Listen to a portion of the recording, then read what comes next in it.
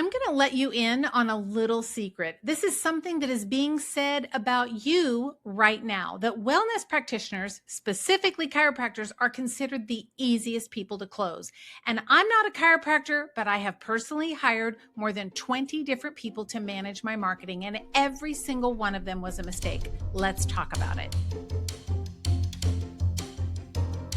Well, these marketers, they are getting saucier and saucier as the day goes by. They're getting more sneaky, more conniving, and more ruthless in the way that they are approaching us to purchase or sign up with them to do their marketing. Let me give you a little bit of backstory. So many years ago, I was approached by the very first marketing person that I had ever really had come in contact with. And it was back when social media was just kind of starting to come around and people were looking for ways to be able to make money online, and the ads were starting to monetize on Facebook. And what happened was this person came to me, and I didn't know anything. Like, I don't know how all this works. And this woman came at me and she's like, oh my gosh, there's all these things that you can do. We can optimize this. We can do this. We're going to put this out here. We're going to create a profile for you. And granted, a lot has changed since then. But the point I want to make is that I didn't know. I had no knowledge of this marketing space. I didn't know what was happening. I didn't know anything about it. I trusted her. So after I agreed to sign up with her, and back in the day, because it was kind of a new frontier, it was a little pricey. Like, we used to pay $10,000 to get a website built because the technology wasn't there. Now it's not like that, but back then it was. So these marketers, they came in, this particular woman, and it happened multiple times. And she came in, she makes all these promises. And I said, yeah, that sounds great. I want more people in my practice. I think that's great. Thank you so much. And I'm so grateful. And I start paying the money and nothing's happening. And she says, well, it takes a little bit of time. We just kind of have to get the ball rolling. And, we need to get this set up and that set up. And I did all the things she was asking me to do. 3 or 4 months goes by, nothing. Yeah, there was some pretty pictures, but nothing. No, my phone wasn't ringing anymore. No one was coming in. No one was telling me about it. Nothing. And I said, I'm done. I'm going to let you go. And I fired her. Now, there was no contract, but I let her go. And I thought, well, that was a waste. She just must have been a bad apple. So it wasn't long after that, and the next one comes around. This one had a little different sales pitch, little different offer, little different suave with me, right? A little bit of swank, like, I got you. I'm going to take care of you. I'm not going to let you down. Same thing. Here I am, over 20 years later, and 20 people down. That's the average of one a year. I went 3 or 4 years there in the middle and just said, forget it. I'm not even going to do this. And I just got taken by another one about 3-4 months ago because I believed them. Now, I don't think that I'm a gullible person. I might be an emotional buyer. I'll admit to that. But I don't think that I'm necessarily a gullible person because over the years, I've figured out this marketing thing. But I want to tell you, there is one thing that you have to know about yourself. Besides the fact that you're probably really gullible when it comes to these marketing people. And the key one is social media. Like that's the thing. The other one that's starting to happen right now with the rise of AI is they're coming at practitioners, any business owner, really. I mean, you could be a gas station or attorneys, anybody, and they go online and they find websites that are outdated. I'm generalizing, but it's they as in the marketers, right? They will find a website, they'll go to Claude, and they'll put in all your information from your Google business profile, everything they can find on your existing website. Ask Claude to create a brand new website for you. Like, it's pretty. They duplicate it, and then they show you what it is. They send you the link and say, hey, I built this website for you. And you're like, oh my gosh, it's 57,000 times better than mine. And of course, they have a package for you. They're going to host it. They're going to charge you $250 a month. Don't even get me started on that. That's a scam too. These website hosting companies. Scam. So that's the new thing that they're doing. But a lot of these people that are doing social media marketing, what they're doing, I am making a generalization, and I will fully admit that I am not pointing fingers at anyone except the 20 people that I didn't work with. But I think in general, there are people that love to play, I call it playing house on social media. It's like Barbie and Ken. You're just playing house. We just, oh, it's so fun to just be on social media. I just love this so much. And I'm going to get on Canva and I'm going to create all these really great posts and you're going to love them. And I'm being overdramatic. Agreed. But I'll admit that. But the point is that there is some strategy involved. How do they know your business? Well, they're just going to go, this is what they do to me, is they get their Canva account and they just start throwing posts at me. Well, what do you think about this? And the colors are wrong. The messaging is wrong. The vibe is wrong. The creator, one time, she created a bunch of posts for me. If you scroll through my Instagram feed, I'm ratting myself out. You can tell when I hired someone because they don't look the same. I'm just being honest. Like, I've not done this all the best way. But here's what you have to know is that they just go in, they do what they like. She made these posts for me and they were in pastels and like mint green and kind of a muted orangey, kind of a warm, dusty rose kind of color. Not me at all. Zero like me, zero. I don't have any of those clothes in my wardrobe, not even on brand. But it's because they're playing house with social media. And if you're gullible, like I know you are, and I am evidently because I've been duped by this more than once, but they come in, they go, oh yeah, I've got history with this and I can do these ads and I can do this and I've got all that. Oh yeah. It's easy to say, oh yeah. But when the rubber meets the road, did you deliver a strategy to me? Did you deliver a social media plan to me? Have you done your work or are you just giving me AI slop?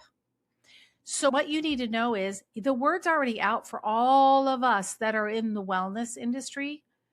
And, listen, I've egg on my face because I've hired these people because I keep believing them.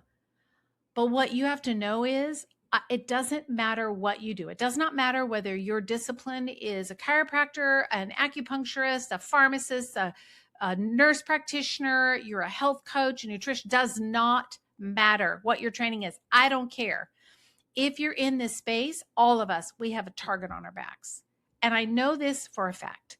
And the reason I know this is because I also have a marketing company and I don't talk about it much and I'm not going to talk about it, but I have a business partner and he is very, very high up in Google. And he's also very knowledgeable about how this goes. He's taught me a lot. And he tells me all the time, that if someone has a product to sell, they're going for chiropractors. Sorry, I'm sorry. I've heard this from 3 different people that didn't know each other. If you're a chiropractor, love you so much. You're my people. You all are my people. But I'm sorry, they're just using your name. They're just like taking your name in vain, I guess. But they know that if they can get a list of chiropractors and they can start making cold calls, the chiropractors, and I'm going to lump us all together, but all those of us that are in this alternative medicine, wellness space, we're busy. We don't know what we're doing as a general rule. And we'll yeah, we need the help. And we say yes, and then we get burned. Even worse is when you get under contract with someone and you're paying $200, $300, $400 a month and they promise you the moon and you're getting slop. And it's just what happens. It's the industry. It's just what happens. But here's what you need to know. It does not matter who you are, what you went to school for, what your little diploma says, don't care. What you have to know is you are a marketer first. You, my friend, you, the leader of your business, you are a marketer. You don't have a business if you can't market that business, if you can't talk about what you do, about the problem that you solve, who you serve, why you serve, what your story is. Not just I graduated at honors and I was in the summa cum blah, blah, blah. Nobody cares. They don't care. What you have to do as a business owner is you are a marketer first, a practitioner second. Sorry, don't mean to be the bearer of bad news, but it's true. You have to know what is your marketing agenda. And this, business of I just want to serve everyone. Yeah, well, then you're going to stay poor. Unless you've been in business for 30 years and you just have a super amazing reputation in a town and everybody knows to come to you, that's different. But if you're starting out and you're building a practice, you cannot serve everyone. Next week, I'm going to talk about somebody in Clinical Business Academy that did just this. And she decided who she was going to serve and how she was going to talk about it. I'm not going to spoil it. You'll have to listen next week to get the rest of the story. But you have to think like a marketer first. No one else can do the job for you. If you outsource your marketing, whether it's, updating your website builders are builders. They're just builders. Can you hear that I'm saucy about this? I think I'm getting older, and I think I'm getting more saucy.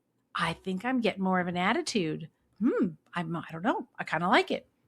Anyway, now instead of, you just letting the website people build websites. They're not marketers. They don't know what content is going to convert. They don't know what the call to action button should be. They're just going to put it there, and you don't know either because you have never learned. And you just go, oh, that looks pretty. Well, since when did a website have to be pretty to convert? I would argue that it doesn't. When the messaging is right, it doesn't matter. So your first job is to be a marketer. That's all. You have to think like a marketer. The marketer first, the practitioner second. But what happens is we often flip it. We're like, well, I'm an acupuncturist. And so I'm going to talk about acupuncture and how acupuncture helps with X, Y, and Z. Oh, I would not say that's wrong, but are you just talking to the air? Like, who are you talking to? Are you talking to women? Are you talking to men? Are you talking to people with Hashimoto's? Are you talking to people with pain? Are you talking to people who have been in car accidents? Are you a PI person? Like, you have to decide who you're talking to. Otherwise, your words just float out in the universe and they have no place to land. We need to find a target. You need to create your words so that they land on that target. And the person's ears that makes up the target, they can hear it and they go, oh my gosh, how did you know? That's exactly what I lay awake thinking about at night. Or that's exactly what I need to have fixed. I need my, headaches to go away, my hot flashes to go away. I need my joint pain to go. Whatever it is, whatever your specialty is, you have to think like a marketer. Who are you talking to? Who do you want to attract? And if you're still in the lane of like, well, I don't want to, I don't want to say no. I'll take everyone. Let me know how that's looking in your bank account. It's probably leaves a little bit to be desired, I would bet. Unless, again, you've got like a really established practice. You've been doing this for forever. And you've been in the same location, same building, same people. Everybody knows you. Different, totally different. But if you're growing and you're building and you've been less than 10 years in, you still don't know who you're talking to, I'm pretty sure that your bank account is going to tell the story of how well your marketing is working. Really, that's a reflection. You're a good marketer, your bank account looks great. If you don't know how to market, your bank account's going to struggle. Your personal income is going to struggle. Your business doesn't have any buffer. And that's because you're leading as a practitioner, not as a marketer. So I think we start a collective movement and we say no to all the marketing people. We just collectively say, and no. No to running Facebook ads. No to doing social media posts. And did you know that AI will do all of this for you now anyway? Those people are going to be out of jobs. So they're probably a little bit desperate right now. And they're calling. I know in the med spa, we get anywhere from 4 to 6 marketing phone calls a day.